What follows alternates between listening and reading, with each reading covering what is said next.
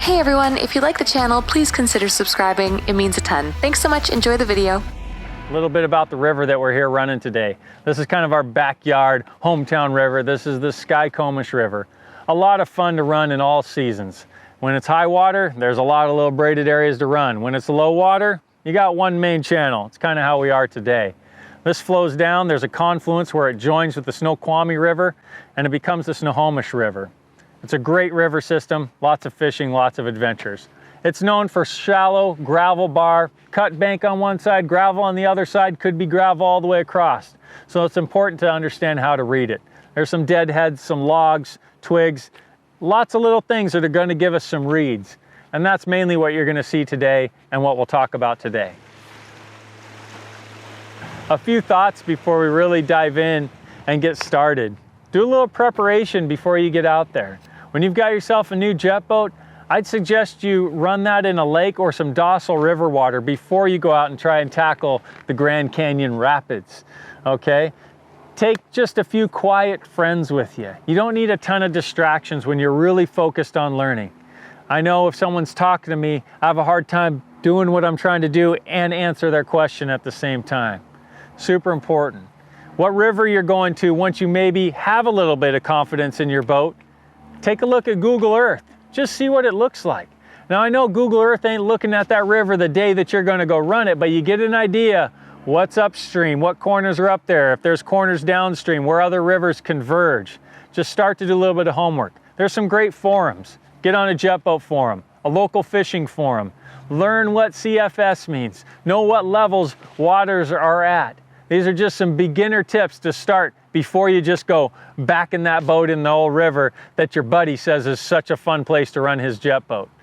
Other things when we're going out there for the first time that's super important, at least to me, is think about the sun, where it's at. A lot of times you run way upriver, it's really easy, you have great visibility, but we start coming back downriver and the sun is low on the horizon. If you know the river well, that may not be a big deal. If this river's new to you and this is the first time you're coming back down, it could be a huge deal because that low sun could be glancing off the water, all sorts of reflections, really mess up what you're trying to see, especially if there's some technical water ahead. Boy, this can be scary and in fact, unsafe. So take a look, be aware. Now, if you're up there catching that steelhead of a lifetime, you know, maybe you just gotta stay up there a little bit longer. There's things you can put headlights on boats, but I'm not recommending that.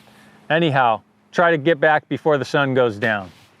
Along with thinking about the sun, other aspects of weather. When you have high wind situations, that's also going to mess up the reading of the water. And super shallow water, when the difference between a riffle this high and one this high, telling you how deep those rocks are underneath, wind can mess all of that up. So unless you know that river really well, I suggest not getting out to practice and learn how to read water when there's a real windy day.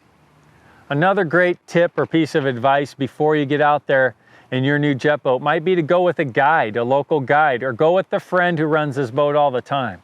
This is going to be huge, and sitting there and just observing what slots they go on, where they're going, and even ask the guide, say, hey, I got a new jet boat.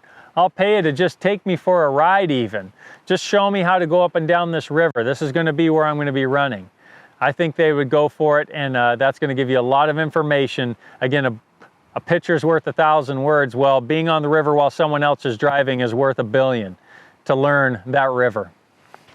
So if we're running upriver and you went through a spot that, oh boy, you lifted your feet up a little bit. This might have been a little scary. It might have challenged you. And you're planning to run upriver for another hour, 2 days, I don't know. Once you get up right through this section, boy, if you can, look over your shoulder real quick to see what that section you just came through looks like from the top side. And why I say real quick is you're gonna still see the whitewash from your jet right where you just came. So right at that moment you can go, bam, I see what it looks like from this side. I can line up that rock with that tree on the bank. That's the aim I want to take when I go back down. And if it still feels uncomfortable, get some deeper water, get turned around, run back down through that slot, mentally take some pictures at that point, line up your points so that when you come back down this much later time, after playing with who knows how many riffles, rapids, technical sections you'll see that day, that this one has a little bit more memory in it because you made a point to put that in there. run back down, turn around, come back up again, look over really quick, see where that whitewash is from your jet, and know what section you just came through. There can be a huge difference in being off by 2, 3, 4 feet at times. Huge. So take a look at that. Don't get too confident in past experience. This is our backyard river. I've been here a lot of times, but I tell you what, when there's big rain, there's a flood over the winter, for sure things will change. Logs will move, gravel's gonna change. In big whitewater rivers, say in Idaho, sometimes massive boulders move and totally change the dynamic of a rapid. So don't get overconfident, even if it's a place you've been before or ran with your buddy. It could have changed since you were there last. So be cautious when you're approaching something new.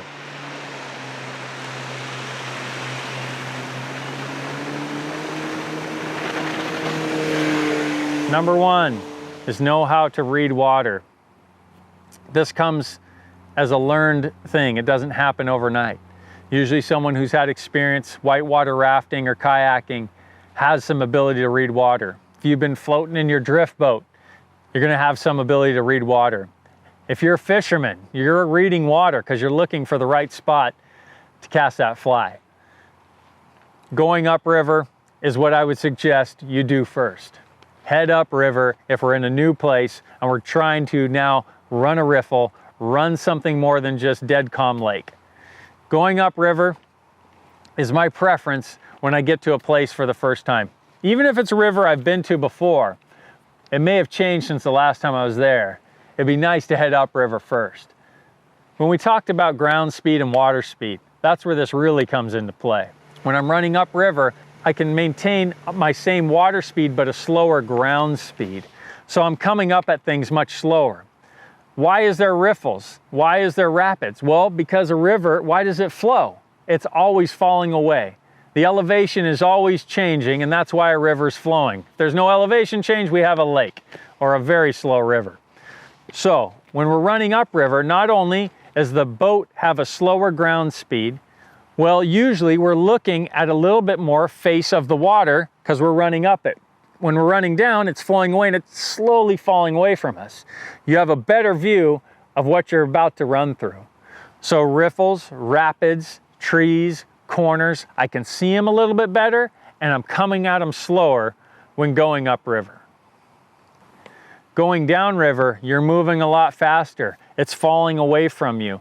Things happen at a much faster speed. The water wants to push you into the corner of the river. When we hit that bank, when we hit the corner in the river, the water wants to push you towards the bank much faster. You have to be more aggressive. You have to be on the throttle more. All fine things, but it's just understanding that if this is your first time, that tip to go up first, that's a good tip. So a question that you always want to ask yourself when heading upriver is not just, can I make it through this slot? Can I make it up through? You better also be asking yourself, can I make it back down? Very important. If you're not sure, this is a big tip and something I highly recommend. We did this today. This is why you see I have waders on, is stop 100 yards below, 50 yards below, further if you need to find a safe place to park the boat. Walk up, take the time. Why go try to impress somebody and bang up your nice toy? It's not worth it. Walk up there, take a look, walk out into the water, see how deep it really is. It's hard to tell sometimes until you really get used to reading the water. It's hard to tell how far those rocks are beneath it. Take a walk up, look out there, maybe kick out of the way some bigger rocks if it's this type of stuff, and see what you've got. Realize that, oh, maybe I was looking at this slot from further down, but now that I'm up here, I see there's a log and I need to be out here a little bit wider. Take the time, walk up, take a look. So I'm going to talk about a couple other secondary things when reading water. Primary is always texture on top of the water. Always. That's your primary. Learn that first.